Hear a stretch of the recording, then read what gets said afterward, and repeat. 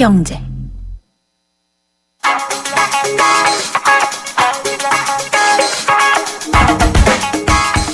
안녕하세요. 멜로디 경제 대중음악 평론가 이대화입니다.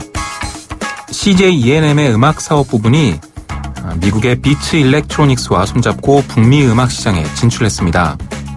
비츠 일렉트로닉스는 미국의 음원 스트리밍 서비스인데요. 얼마 전에 애플에 인수되면서 글로벌 음악 시장의 공룡으로 떠올랐습니다.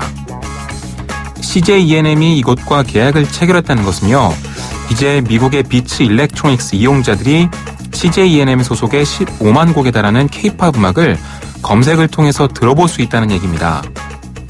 우리도 좋아하는 팝송이 있는데 국내 음원 서비스 업체와 계약이 체결되지 않아서 검색했을 때 안 나오는 경우가 종종 있었죠. 이제 북미 시장에서 K-팝에 관한 한 적어도 CJ ENM의 곡들에 대해선 그런 답답함이 없어진다는 얘기입니다. CJ ENM은 국내 최대 유통사 중 하나이자 또 음악 제작 레이블인데요. 슈퍼스타 K 출신의 가수들이 대부분 이곳에 소속이 되어 있고요. 이효리의 지난 신보도 이곳에서 발표가 됐습니다. 보통 해외 음악 밴드는 유튜브를 통해서 우리의 음악을 듣곤 했습니다. 하지만 이제는 유료 음원 서비스를 통해서 편하게 음악을 들을 수 있는 기반이 생겼으니까 이로써 우리한테도 정당한 수익이 돌아오는 기반도 마련되는 거겠죠? 음악은 CJ ENM이 만들어낸 최고의 히트작 버스커의 1집 수록곡 여수밤바다 듣겠습니다.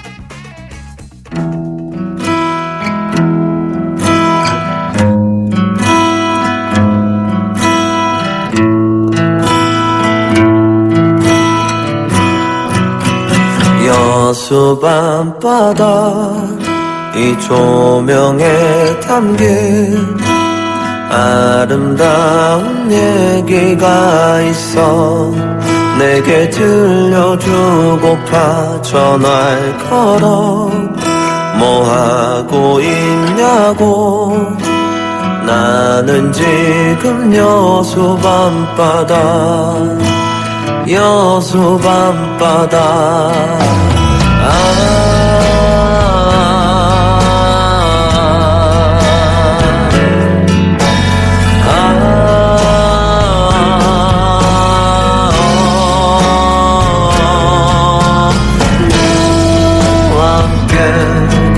싶다 이 바다를 너와 함께 걷고 싶어 이 거리를 너와 함께 걷고 싶다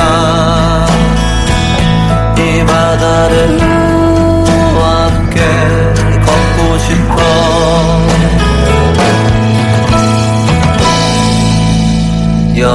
여수밤바다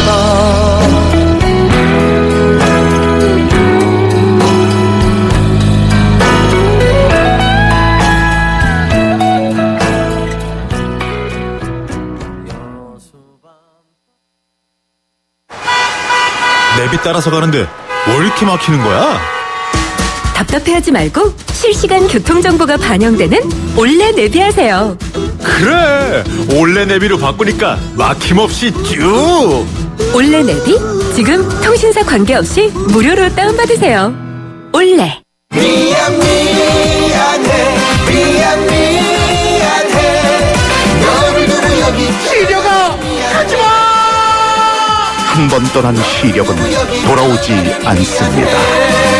스마트 시대 눈의 피로 시력 강퇴엔 눈에는 눈약. 토비콤 S. 김윤경의 생생경제. 생생경제 3부 시작하겠습니다. 최경환 새 경제팀이 지난 24일에 발표한 경제정책 방향의 핵심은 이겁니다. 가계 지갑을 불리자. 그러니까 기업에는 여윳돈이 많으니까 이걸 가계 소득으로 흘려보내고 가계가 소득이 늘어나면 다시 소비로 이어져서 기업으로 흘러들어가도록 하는 선순환 구조를 만들겠다는 겁니다. 이걸 하기 위해서 가계소득 증대세제 3대 패키지를 내놨는데요. 좀 어렵습니다, 말이. 근로소득 증대세제, 배당소득 증대세제, 기업소득 환류세제입니다. 이 세제 3종 세트가 과연 얼마나 효과가 있을지 저희 생생경제가 이 발표된 날 그리고 이튿날에도 짚어봤습니다마는 다음 달 초에 이 세제 개편안에 어떻게 반영이 될지 실제적으로 효과를 거두려면 어떻게 해야 될지를 다시 한번 좀 진단을 해보도록 하겠습니다. 서울시립대학교 세무전문대학원의 김우철 교수님 전화로 연결돼 있습니다. 교수님 안녕하십니까? 네, 안녕하세요. 네. 김입니다. 이 최경환 경제팀이 내놓은 세제 3대 패키지요. 네. 보셨죠? 근로소득 네네. 증대세제, 배당소득 증대세제, 기업소득 환류세제. 일단 들으면 어려워요. 하나씩 좀 설명을 부탁드릴게요. 예. 근로소득 증대세제는 기업이 근로자의 임금을 올려주는 경우 네. 그 임금 증가분이 평균적인 수준보다 높다고 판단될 때 그 인상분에 대해서 세금에서 빼주는 겁니다. 네. 법인세에서 많으면 10%, 적으면 5%를 빼주는데 평균적인 수준은 이제 직전 3개년 임금 증가율을 고려하는 거죠. 네. 배당소득 증대세제는 이거는 일반적인 근로자는 해당이 안 되고요. 그 기업의 지분을 주식을 소유하고 있는 주주들에게 주는 혜택인데요. 네. 주식을 보유하게 되면 연말에 이제 배당을 받게 됩니다. 그러면 그 배당 소득에 대해서도 저희들이 소득세를 부과하게 되는데 이게 네. 종합소득세로 부과되거든요. 그렇죠. 그 금액이 많으면. 예. 그 경우에 이제 분류과세 등을 통해서 배당소득세 부담을 덜어준다는 그런 뜻입니다. 예. 그리고 기업소득 환류세제. 이건 네, 이 어떤 말이 거죠? 제일 예. 직접 와닿지 않는데요. 네. 그러니까 기업소득이라는 것은 법인이 그 해에 법인세를 제외하고 남은 소득입니다. 이 소득의 일정 부분, 예를 들어서 지난주 장관이 발표한 거에 따르면 60-70% 정도라고 그랬는데요. 네. 그 법인세를 빼고 난 세후 소득의 60-70%는 무조건 임금 증가로 쓰든지 네. 아니면 다음 해에 투자로 지출하든지 아니면 배당을 해라 이런 뜻입니다. 그러지 않으면 남은 부분에 대해서 과세하겠다. 추가로 과세하겠다 이런 뜻인 거죠. 네. 이 세제 전문가께서 보시기에는요. 네네. 이 기업소득이 가계소득으로 흘러들어가도록 하기 위해서 내놓은 이 세제 3종 세트가요. 네. 잘 내놓은 걸까요? 전반적으로 무척 고심한 결과고 네. 지난 우리 과거의 그 세법 개정안의 흐름이라는 게 있는데 그 흐름과는 많이 다릅니다. 네. 그런 면에서 가계의 소득을 증대하거나 보존한다는 의미에서 그러니까 기업 부분에 있는 소득을 가계로 강제로라도 흘려보낸다는 측면에서는 상당히 선제적이고 이제 적극적인 조치로 보고 있습니다. 네. 그렇지만 이게 일반적인 어떤 세제 방식, 과세 방식이 아닌 것도 있고 또 이렇게 세제를 만든다고 해서 원하는 효과가 네. 항상 즉시 또는 뭐 천천히라도 제대로 효과가 나온다고 보기 어렵기 때문에 이게 뭐 반드시 긍정적이고 그러니까 환영할 만하다 이렇게만 보기에는 좀 우려되는 면도 있습니다. 네. 의도 자체는 이해가 돼요, 저도. 근데 네네. 이제 하나씩 한번 살펴보면서 문제점을 짚어봐야 될 것 같은데요. 네. 이 근로소득 증대 세제 같은 경우에는 이게 직전 3년의 평균 임금 증가율을 넘어서는 상승분에 대해서 세액공제를 해주겠다는 거잖아요. 그렇습니다. 예. 근데 이게 또 3년 동안 한시로 적용이 되는 거더라고요. 네. 예, 이런 것도 좀 문제가 되지 않나 싶은데. 그러니까 3년만 예를 들어서 세금을 이제 깎아주고 네. 그 다음에는 그러면 임금을 다시 안 올려도. 예. 물론 이제 네. 좀 그러니까 단기간만 이런 혜택을 준다는 것은 이러한 임금 증대 노력을 항구화하기에는 조금 부족하죠. 네. 맞습니다. 그런 면이 있고요. 더 문제는 기업이 임금 부분이 그렇게 단순한 문제가 아니거든요. 예를 들어서 임금이 올라가게 되면 네. 사회보험료도 올라가게 되고 그렇죠. 뭐 퇴직 관련 제도도 더 그만큼 비용이 드는 거고 여러 가지 그 노무 비용에 있어서 적은 비중이 아니에요. 그렇기 네. 때문에 기업들이 특히나 이제 투자에는 좀 더 과감할 수 있지만 또 고용 창출이나 임금 증가에 대해서는 그만큼 소극적이고 뭐 그런 문제가 좀 있습니다. 예. 근데 거기에 비한다면 지금 임금을 올려줄 여력이 있는 곳은 대기업이잖아요. 근데 그렇죠. 대기업은 지금 세액 공제율이 법인세에서 빼주는 그 공제율이 5% 정도로 낮고 중소기업은 이제 임금 인상 여력이 대체로 부족해요. 네. 그래서 세제 유인만 갖고 임금 확대가 될 거다. 임금 인상이 이제 될 거다라고 기대하기 또 어렵죠. 그래서 이러한 제도의 혜택은 결국 중소기업은 중소기업인데 우량한 중소기업. 예. 여러분 뭐 이름 잘 알고 있는 중소기업 중에서도 이제 소득 기반이 확실한 이런 기업들이 있거든요. 소수지만 예.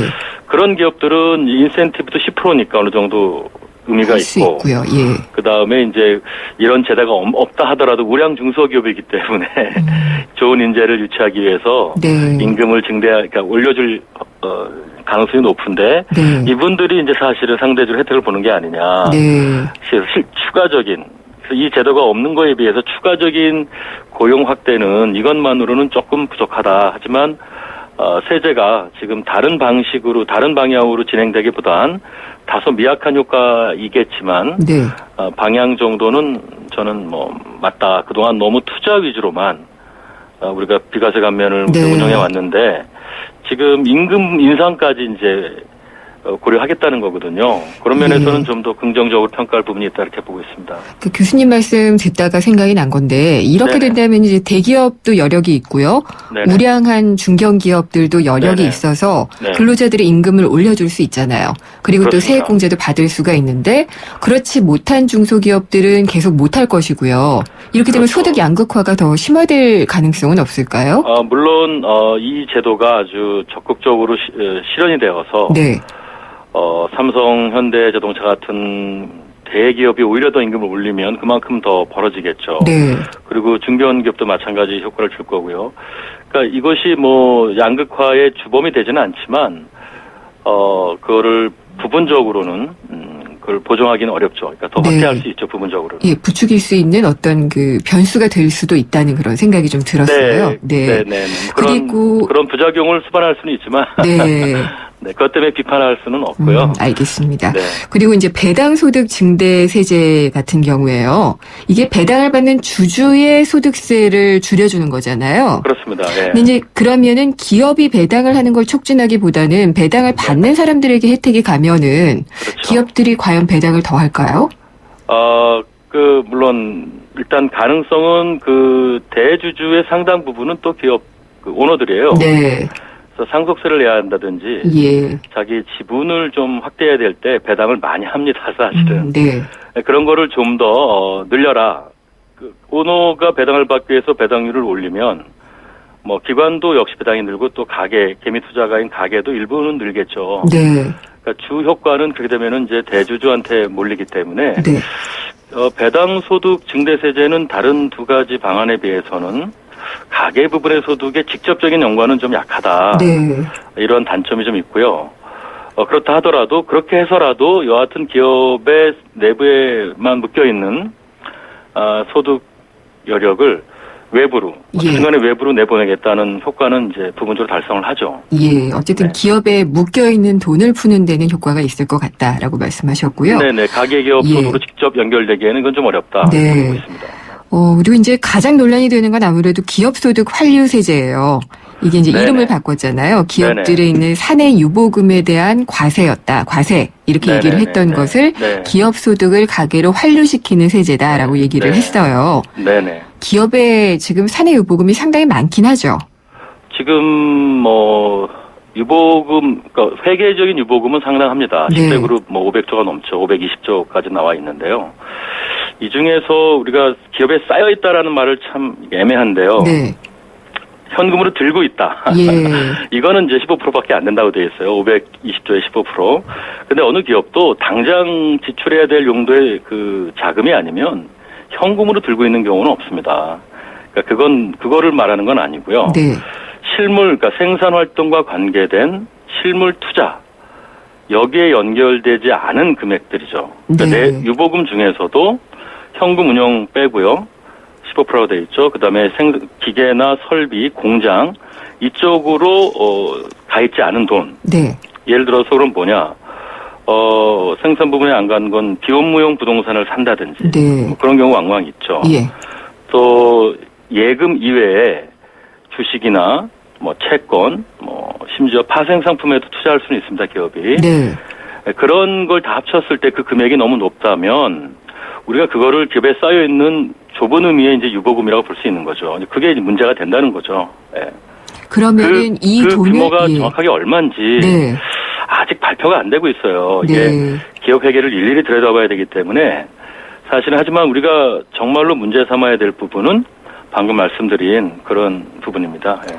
그러면은 사실 어떻게 보면은 이게 법인세 꼬박꼬박 내고 있는데요. 네네. 이런 그 설비 투자를 한 것일 수도 있고 어떻게 보면은 현금이 아니라 묶여 있는 부동산에 묶여 네네네. 있거나 이런 돈일 수도 있는데 네. 또 과세를 하는 것은 사실상 이중 과세다. 그런 측면이 예. 있습니다. 하지만 이것이 실제 법안이 만약에 통과되고 난 다음에 네. 소송, 헌재에 만약에 위헌 소송 나와도 이 부분은 특정한 정책적인 목적인 경우에는 예.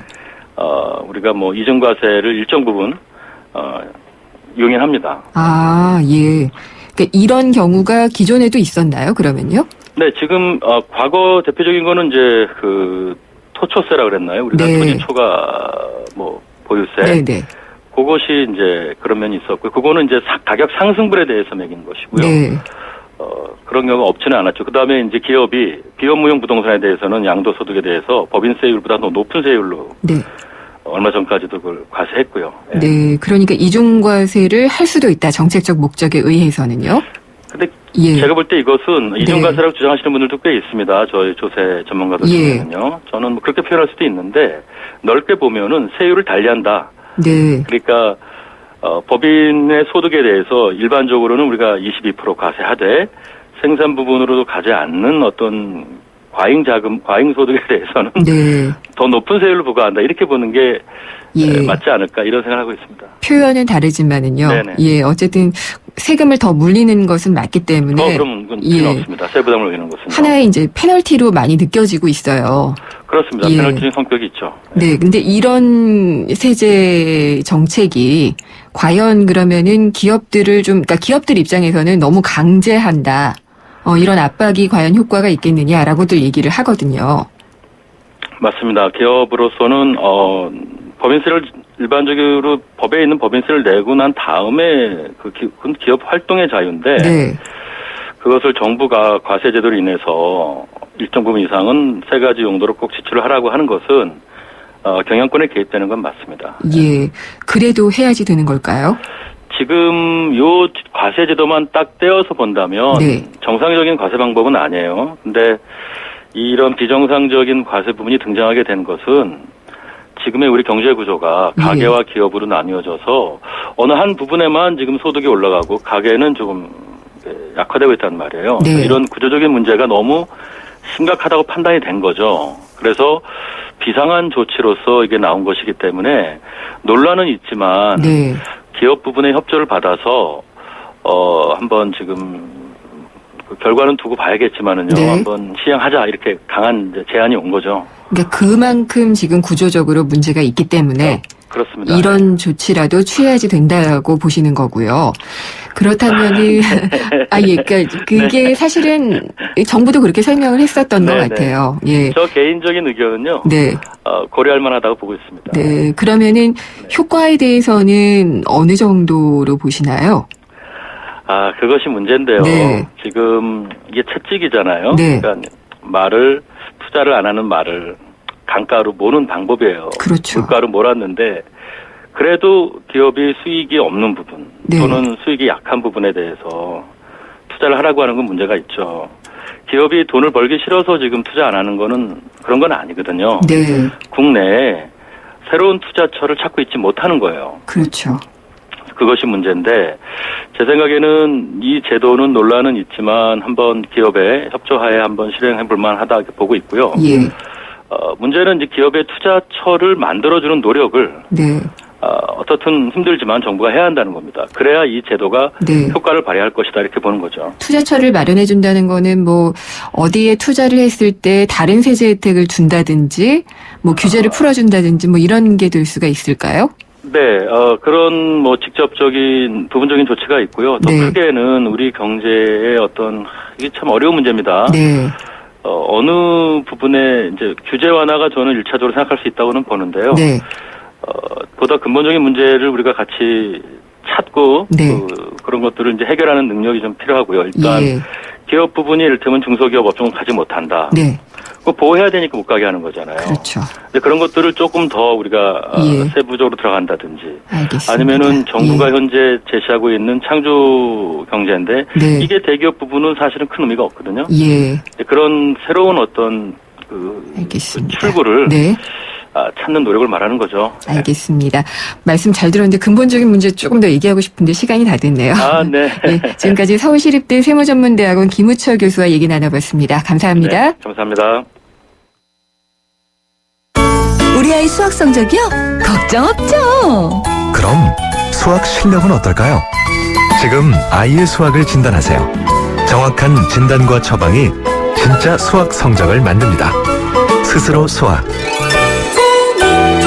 8월까지 2과목 이상 신청하시면 스스로 펜을 드립니다. 한때 보리 하나로 콜라와 싸워 전설이 되신 분이 계셨지. 국내 최초 보리탄 산업료로 콜라의 아성을 흔들었던 맥콜.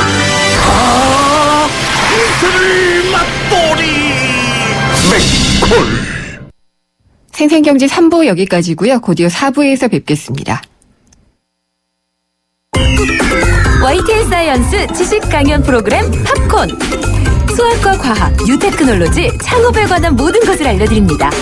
공개 강연 녹화 방청은 YTN 사이언스 홈페이지에서 신청할 수 있습니다. 팝콘 공개 녹화에 오시는 모든 분께 영종대교 휴게소 포춘일 입장권을 드리고 추첨을 통해 다양한 경품과 기념품을 드립니다. 학생과 학부모, 창업을 준비하는 분들의 많은 방청 바랍니다. 미래를 위한 작은 투자 YTN 라디오 김인경의 생생경제.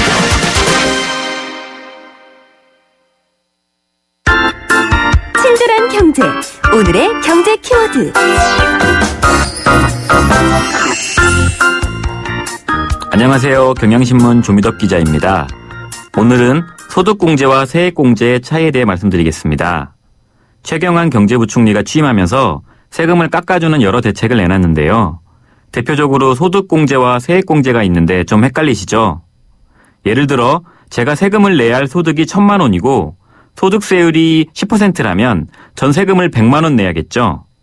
소득공제는 세금을 계산하기 전에 1,000만 원에서 소득공제액을 빼준다는 겁니다.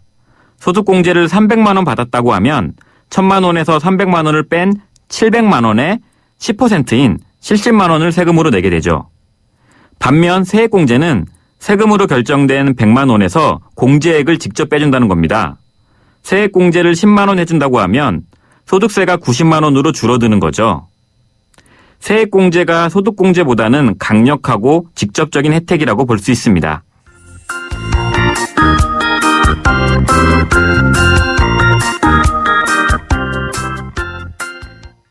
네, 피자헛입니다. 저기요, 고기 피자랑 새우 피자랑 뭐가 더 맛있어요? 둘 다 맛있습니다, 고객님. 그래도 뭐가 더 잘 나가요? 솔직하게. 둘 다 잘 나갑니다. 왜냐하면 더블 박스. 박스는 하나, 피자는 두 가지. 25,000원. 15885588 피자헛. 더블 박스 주세요. 치열한 일상에 지쳤어요. 어떡하죠? 유유자적을 꿈꾸는 M3 타입이군요. 일상의 피로회복을 위해 하롱베이 3일치를 처방해드릴게요. 떠나세요. 당신의 타입에 맞는 베트남으로. 대한항공 베트남 4개 도시 운항. Excellence in flight. Korean Air.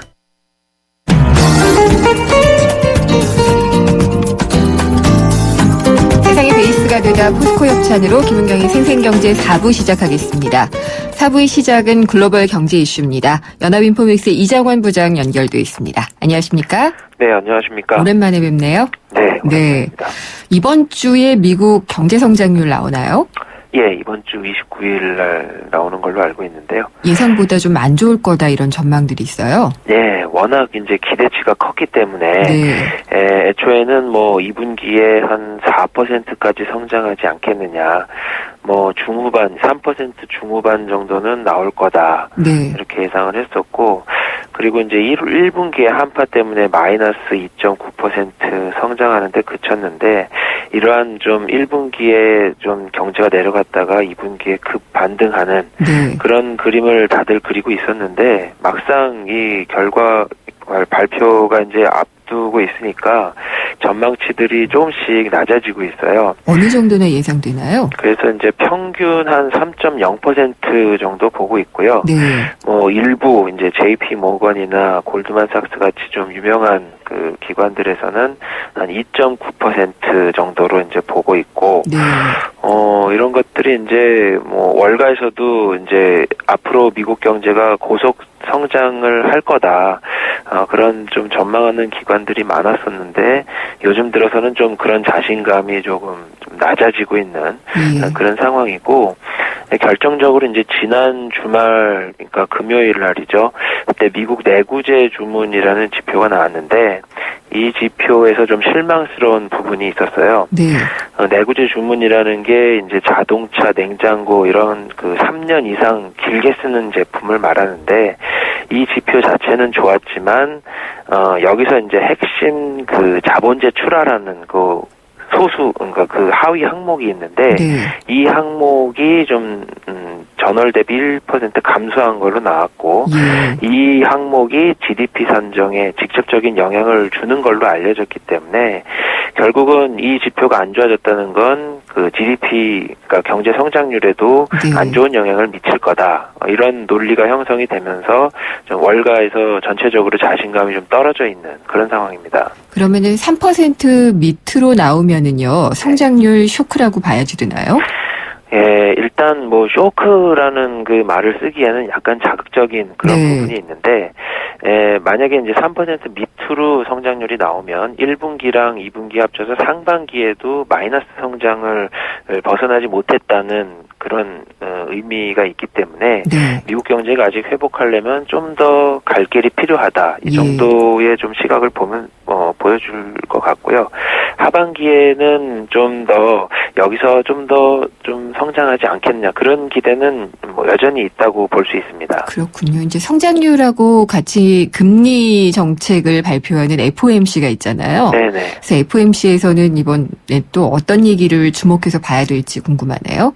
예, 일단 말씀하신 대로 이제 성장과 미국 통화 정책은 뭐 연결돼 있는 변수라고 볼 수 있고, 또 미국 경제가 순항한다면 미국 금리 인상도 속도를 내겠지만 지금처럼 좀 자신감이 떨어져 있는 상태라면 또 금리 인상, 출구 전략을 쓰는 그런 길 역시 좀 멀어질 수밖에 없는데, 일단 7월에는 그 여러 가지 뭐 변수가 있지만 일단 양적 완화 규모를 100억 달러 줄여서 250억 달러로 할 것 같고요. 이제 FOMC 일정을 보면 앞으로 9월, 10월 두 번의 회의 동안 남은 250억 달러를 다 줄여서 결국에는 10월에 양적 완화 그 프로그램을 완전히 종료할 것으로 예상이 되고요.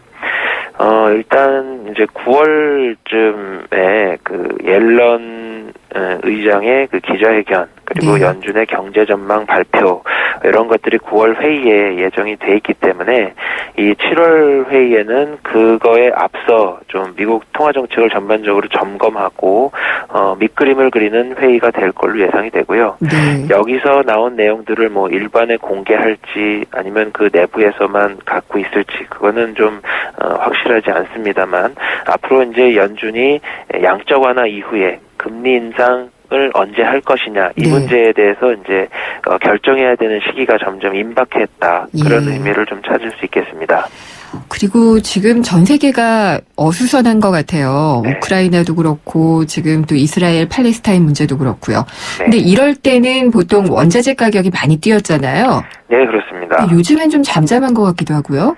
예, 일단 이제 단기적인 이런 요인으로 그 예를 들어 말레이시아 그 피격 문제가 있었을 때는 우크라이나와 어떤 러시아의 지정학 변수 때문에 금값이 좀 오르고 네. 또 가자지구 문제 때문에 유가가 오르고 이런 좀 변수의 영향은 있었지만 이게 이제 단기적인 그런 영향이라고 보는 좀 시각들이 많이 있고요. 네. 일단 이제 장기적인 부분에서는 좀 큰 그림의 어떤 변화가 감지되고 있는 게 원자재 가격의 상승세가 좀 끝물로 들어선 거 아니냐.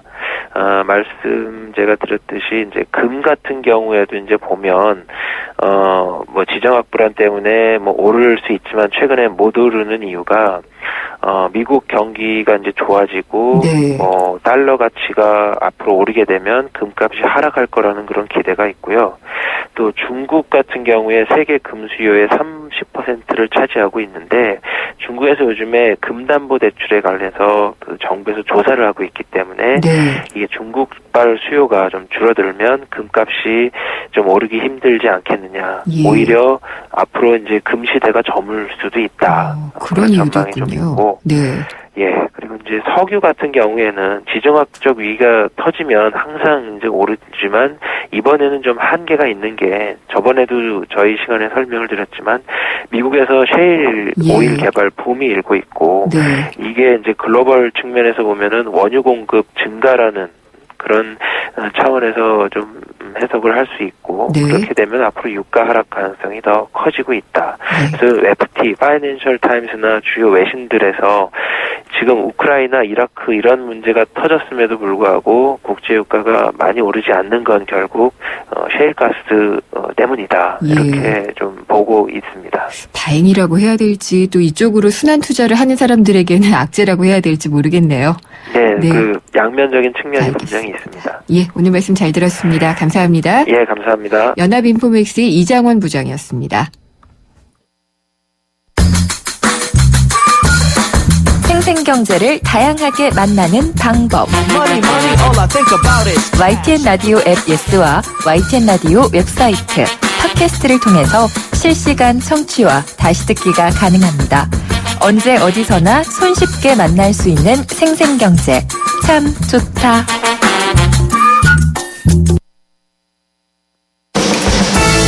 든든한 우리 집 경제 주치, 생생 주치.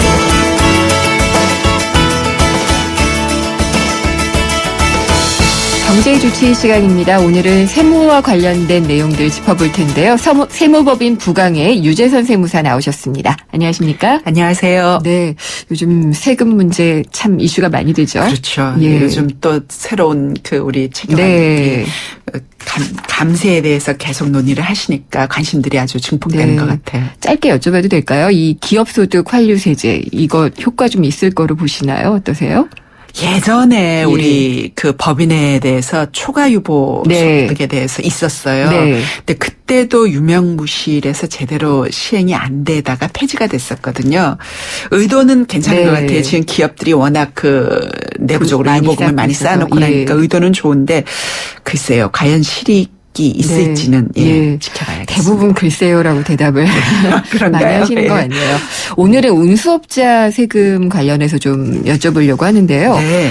운수업자 하면은 택시 운전하시는 분 하고 또 뭐 1톤 트럭 같은 화물차 운수업 하시는 네, 분 네. 이런 분들이 예. 들어가겠죠? 예, 운수업자 그렇죠. 우리 서민 생활하고 관계 깊은 네. 택시 운전사도 포함이 되고 요객 운송업, 뭐 전세버스 같은 것 다 해당이 될 거고 네. 화물차 운송업도 다 포함이 되겠네요. 이분들 그러면은 사업소득에 대해서는 어떤 식으로 세금을 납부하게 되나요? 일단은 우리가 쉽게 생각할 때 택시 운전하시는 분들을 생각해 보면 개인 택시 네. 하시는 분도 있고 회사 차량으로 예. 운전하시는 경우도 있어요. 화물차도 마찬가지죠. 그 화물 회사에 소속이 돼 있는 네. 근로자도 있고 또 직접 본인이 집 차량을 가지고 회사에 들어가는 경우도 있는데요. 회사 차량을 운전을 하시는 경우는 근로자입니다. 네. 그래서 우리 일반적인 회사원하고 똑같이 연말정산하고. 매월 월급 예. 받으시고 그거 가지고 연말정산하시면 네. 되고요. 다른 거 고려하시지 않으셔도 되는데 이제 일반적인 그 개인 택시업자라든지 또 화물차 운수업 같은 경우는 화물 회사에 본인 차를 가지고 지입으로 들어가는 경우가 굉장히 많아요. 그러니까 하나의 사업자로 들어가는 그렇죠. 거죠. 그럴 경우는 이제 별도로 다 사업자 등록이 되셔야 될 거고 본인들이 직접 부가가치세, 종합소득세를 신고 납부하셔야겠죠. 그렇군요. 그러면은 보통 이제 이럴 때 세금은 어느 정도가 적용이 되나요? 보통의 법인세율이 적용이 되는 건 아닐 텐데요. 일단은 개인 소득자들은 네네. 사업소득이니까 본인 이름으로 세금계산서 겨부한 그 금액이 매출액이 됩니다. 네. 개인 택시 같은 경우는 영수증 발행 업체이기 때문에 세금계산서 발행하지 않습니다만은 1년간 총 매출액이 있을 거예요. 그 부분에 대한 게 이제 내 연 수익 금액, 즉 매출액이 되고요. 거기에 대해서 부가가치세 10% 납부하실 거고. 그 다음에 5월 달에 종합소득세 신고를 하시게 될 겁니다. 이 경우에도 일단은 총 매출액에 대해서 그 운수업을 운영하기 위해서 여러 가지 비용이 들 거예요. 가장 중요한 게 이제 유류대, 휘발유나 가스나 이런 부분이 들어갈 거고 차량에 대해서 수리비 들어갈 거고요. 또 요즘 차량 가격이 비싸다 보니까 차량의 가치가 하락하겠죠. 사용 기간이 일어나면 그걸 감가상각이라고 하는데 그런 차량에 대한 감가상각비, 수리비 이런 것들을 비용으로 공제해 줍니다. 그럼 내가 예를 들어서 1년에 화물차를 운영해서 총 매출을 1억을 했다라고 가정을 했을 때 1억 원의 매출을 발생시키기 위해서 소요된 유류대, 수리비, 기타 비용에서 5천만 원 정도가 소요가 됐다. 그럼 순소득이 5천만 원이 되는 거죠. 이 5천만 원에 대해서 종합소득세율로 계산을 해서 종합소득세 신고 납부를 5월 달까지 다음에 5월까지 하시게 되겠습니다. 보험료라든지 이제 톨게이트 지날 때 톨비도 내고 그러잖아요. 당연히. 그런 거는 어떻게 되나요? 그게 사업과 관련된 비용이잖아요. 그죠? 고속도로 도로비라든지 보험료라든지 사업과 관련된 모든 비용은 다 공제가 가능합니다. 그렇군요. 그러면 혹시 사업과 관련해서 쓰게 될 텐데 대개는 휴대폰 요금 같은 경우에는 어때요? 자, 우리가 휴대폰을 사용할 때 이게 사업용으로 썼는지 내 개인적으로 썼는지 애매하죠. 근데 그럴 경우는 대부분 이렇게 물론 사실 판단의 여부가 있습니다만 금액도 크지 않고 그래서 저희 같은 경우 세무사 사무실에 보통 비용으로 다 넣습니다. 넣고 공제 신청하는데 그것 때문에 불인정을 받거나 이런 경우는 조금 없는 것 같아요. 그렇군요. 혹시 이제 운송업도 여러 종류가 있잖아요. 업종이 있잖아요. 이거에 따라서 세금 혜택이 좀 다를 수도 있을 것 같아요. 업종에 따라서 다르다기보다 이제 예를 들어서 택시든 화물차 업종이든 다들 우리가 소득세 계산할 때 세액감면 세금에서 깎아주는 거 수도권은 20% 수도권 외 지역은 30% 깎아주는 중소기업 세제감면이라는 걸 받습니다. 그거는 다 받고요. 예를 들어서 요즘 유류비 때문에 이제 많이들 그걸 하니까 개인 택시 하시는 분 같은 경우에는 면세 유류 구매 카드라고 따로 있어요. 이걸로 이 가스 우리가 보통 영업용은 이제 LPG 가스를 넣죠. LPG인가 해야 되지. 그 가스를 넣게 되면은 그 가스에도 다 개별 소비세, 교육세 같은 것들이 부과가 되는데 이 유류 구매 카드 가지고 구매를 하시게 되면은 감면을 받습니다. 킬로그램당 40원 정도 감면을 받고요.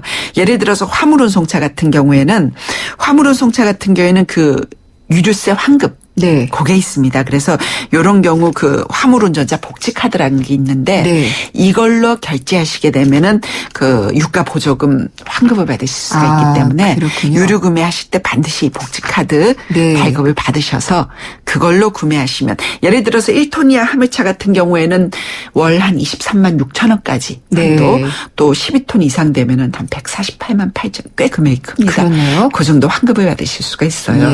그래서 꼭 개인 택시 운전자 같은 경우에는 면세 유류 구매 카드 챙겨보셔야 될 거고 화물운전자 같은 경우에는 화물운전자 복지카드로 이 유류세를 지불하시는 게 그런 게 좋겠습니다. 다들 잘 알고 계시겠죠? 잘 아시겠죠? 이런 것들은 조합에서도 하실 거고 집 회사에서도 아마 안내를 할 거고 그 운전하시면서 우리 기사식당에 음식 맛있잖아요.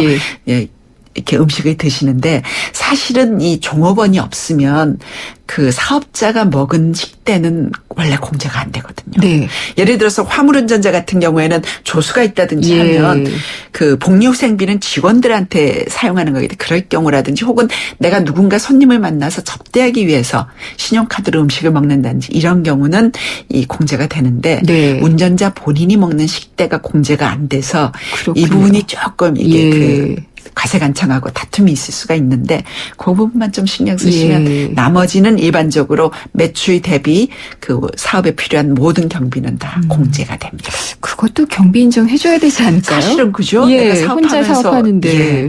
근데 그게 다른 것과의 형평성 때문에 그렇군요. 혼자 드실 때는 원칙적으로 안 되는 걸로 살짝 넣기도 합니다.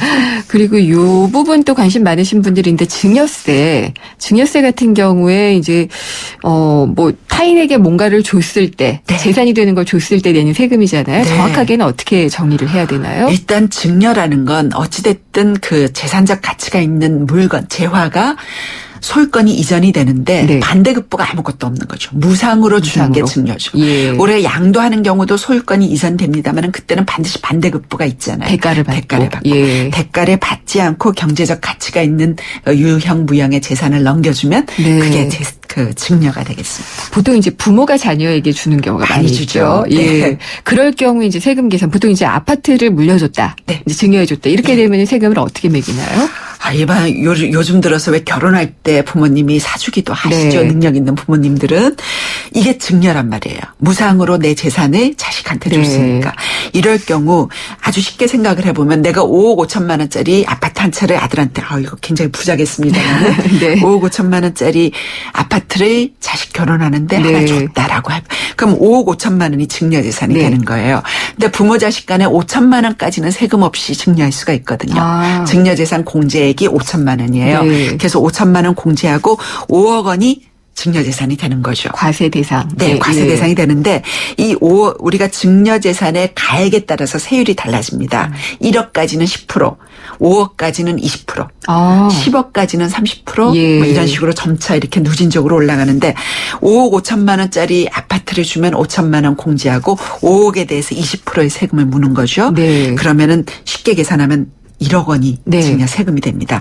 물론 여기에 이제 누진공제라 그래서 1,000만 원을 공제해주면 9천만 원이 증여세로 과세가 되는 거죠. 그럼 증여해주는 당사자가 내야지 되는 아닙니다. 증여는 증여를 받은 사람이 이익을 받은 사람이 부담을 해야 되는데 만약에 아들이 이 9천만 원의 세금을 낼 형편이 안 된다. 그래서 아버지가 세금까지 내줬다.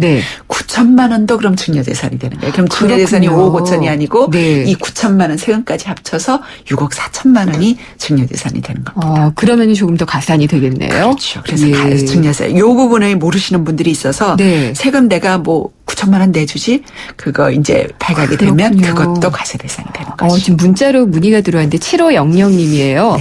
이분도 결혼할 때 부모님이 아파트를 주셨는데 이걸 다시 돌려드려야 한다면은 또다시 증여세가 적용이 되나요?라고 물어보셨어요. 그렇죠. 우리가 증여세 신고 기한이 3개월입니다. 3개월이 지나서 다시 증여 신고 기한 안에 이전에 된다면 원인 무효로 환원된다면 모르지만 3개월이 지나서 돌려드린다면 그땐 또다시 증여. 예를 들어서 이 증여가 위법한 행위였다. 부모님 몰래 아버님 아파트를 내가 몰래 등기해서 내 이름으로 왔다라고 해서 부모님이 원인 무효 소송을 하거나 그래서 환원되는 경우는 있겠죠. 그런 경우는 과세가 안 됩니다만은 내가 받은 걸 일단 다시 돌려드리려면 그건 증여가 됩니다. 다시 또 아버님이 증여세를 이번에 내셔야겠죠. 그런 경우가 있나 봐요. 있을 수 있죠. 그리고 증여세하고 상속세는 어떻게 다른가요? 증여와 상속은 둘 다 무상으로 재산을 이전받는 거죠. 근데 상속이라는 건 재산을 가지고 있는 분이 돌아가셔서 그 돌아가신 사망을 원인으로 소유권이 이전되는 겁니다. 그렇군요. 근데 증여는 당사자 간의 계약이에요. 내가 이거 공짜로 줄 테니까 네가 받을래 하고 받는 사람이 예 좋습니다. 주십시오라고 상호 계약에서 받는 건데 세율은 똑같습니다. 금액 1억까지는 10%, 5억까지 20%, 10억까지 30%. 세율은 똑같습니다만 원인이 달라지는 거죠. 그렇군요. 증여, 상속 뭐 궁금해하실 분들 많을 것 같아요. 예를 들어서 이제 상속 재산이 많은 경우에는 사전에 차근히 증여를 해나가면 상속세를 줄일 수 있어요. 그래서 상속 설계가 필요합니다. 그렇군요. 최소한 10년 전부터. 알겠습니다. 오늘 말씀 감사합니다. 감사합니다. 세무법인 부강의 유재선 대표 세무사였습니다. 허규현 위원님은 LTE 데이트도 많이 쓰시겠어요? 한국, 미국, 일본 경기까지 하루에 10시간 이상 넘게 보죠. 그럼 요금이 이게 그건 걱정 없어요. 데이터 요금 걱정 없는 LTE8 무한대 요금제. 요금제도 역시 U+. Follow me, U+, LTE8. 자세한 사항은 홈페이지 참조. 노력했지? 되죠. 그냥 되는 건 없으니까. 화이라킨으로 몸도 마음도 지치지 않아요. 그녀에게 갱년기는 전성기. 화이라킨으로 진짜 전성기를. 갱년기를 전성기로. 정관장 화이라퀸. 본제품은 건강기능식품입니다. 네, 오늘 핫이슈 인터뷰를 최경환 경제팀의 가계소득 세제 개편이죠. 3대 패키지에 대해서 듣고 의견 주신 분들입니다. 3712님. 경제 살리는 정책이 왜 기업 세금에 초점이 맞춰져 있나요? 정부가 직접 일자리 늘려주고 최저임금 올려주면 안 되나요? 라고 하셨습니다. 그런 방법도 있을 수는 있겠죠. 0886님, 최경환 부총리 오면서 그래도 뭔가 해보려는 움직임이 있어서 기대는 됩니다. 다만 함께 잘 사는 방법을 고민해줬으면 좋겠습니다. 라고 하셨는데요. 저도 동감입니다. 같이 잘 살 수 있는 분배 정책도 좀 신경을 썼으면 좋겠습니다. 생생경제 오늘은 여기까지입니다. 저는 내일 다시 찾아뵙겠습니다. 김윤경이었습니다.